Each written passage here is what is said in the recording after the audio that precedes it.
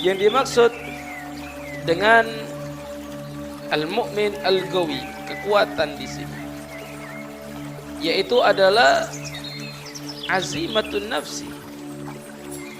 Apa ya? Menyemangati, mendorong, mendongkrak diri kita, mendongkrak jiwa untuk semangat mengamalkan amalan-amalan ibadah kepada Allah Subhanahu wa taala. Sehingga hal tersebut itu lebih baik untuk kita. Lebih baik menjadi seorang mukmin yang kuat, kuat beribadah, kuat murojaah, kuat hafalan, kuat untuk berbakti kepada guru, kuat untuk berbakti kepada orang tua, kuat dalam segala macam hal kebaikan. Wa ahabbu ilallah minal mu'min ad-dhaif, dan mereka orang-orang yang kuat itu lebih Allah cintai ketimbang orang mukmin yang dhaif, orang mukmin yang lemah. Allah mengutamakan kepada orang-orang yang bersungguh-sungguh. Wa faddalallahu 'alal mujahidin wa faddalallahu al-mujahidin 'alal qa'idin, ketimbang orang-orang yang cuma duduk saja. Ajran 'azima, pahalanya jauh lebih besar orang-orang yang mujahadah, orang-orang yang bersungguh-sungguh, ketimbang orang yang hanya duduk saja. Makanya sesuai dengan hadisnya Nabi ini apa?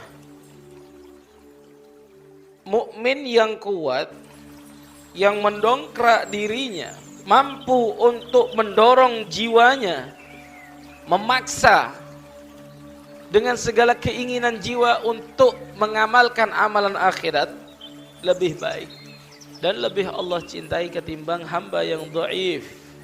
Karena Allah mengunggulkan orang-orang yang bersungguh-sungguh ketimbang orang yang hanya duduk saja, dengan pahala yang begitu agung.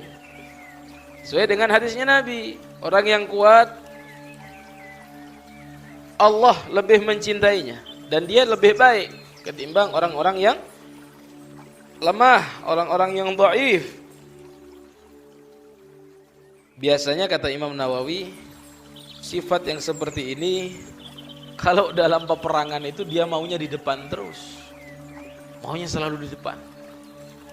Kayak muslimah sahabiyah yang kelak menjadi tetangganya Rasul sallallahu alaihi wasallam, namanya Ummu Umarah. Ummu Umarah ini setiap Nabi perang, kalau ada musuh sudah akan ingin menerkam, membahayakan keselamatan Nabi, dia selalu menghalangi musuhnya. Sampai dalam sebuah peperangan Uhud, ya, dalam satu perang Uhud, Nabi akan dipenggal oleh orang kafir dari belakang. Di situ Ummu Umarah langsung memasang badan menghalau dari tebasan pedang orang kafir tersebut sehingga melukai lehernya.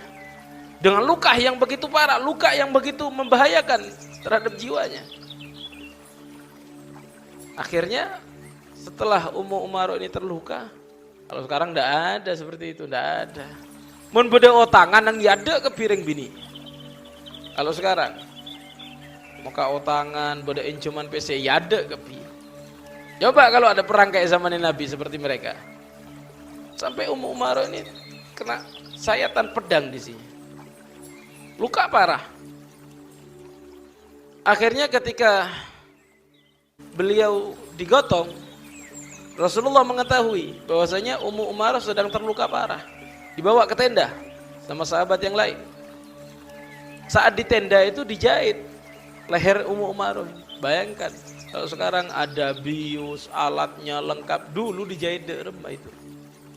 Bayangkan sakitnya ya apa itu.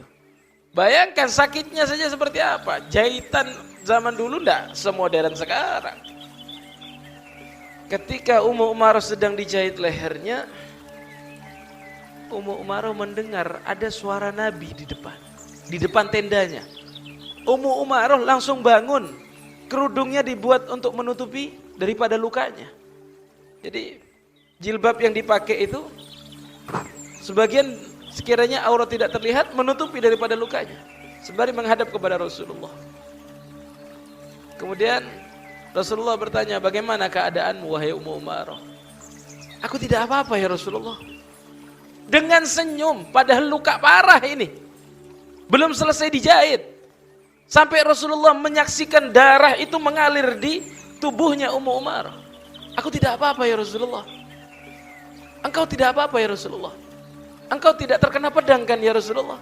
Engkau tidak terkena pukulan musuh kan ya Rasulullah.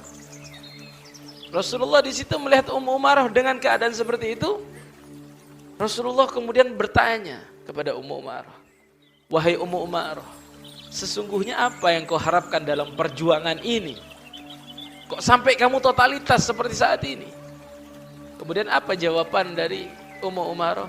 Ya Rasulullah, tidak ada satupun yang aku harapkan kecuali kelak di dalam surga aku ingin menjadi tetanggamu ya Rasulullah. Allahumma sholli ala Muhammad. Ini reng bini lambe. Bengal nang yade. Perang, nggak mau di belakang Umar, di depan. Di saat Rasulullah saja dipanah oleh orang-orang kafir Quraisy, Ummu Umarah terkena panah di rusuknya sampai patah. Menghadang, memasang badan agar tidak terkena kepada Nabi. Agar tidak menimpa kepada Nabi. Perempuan.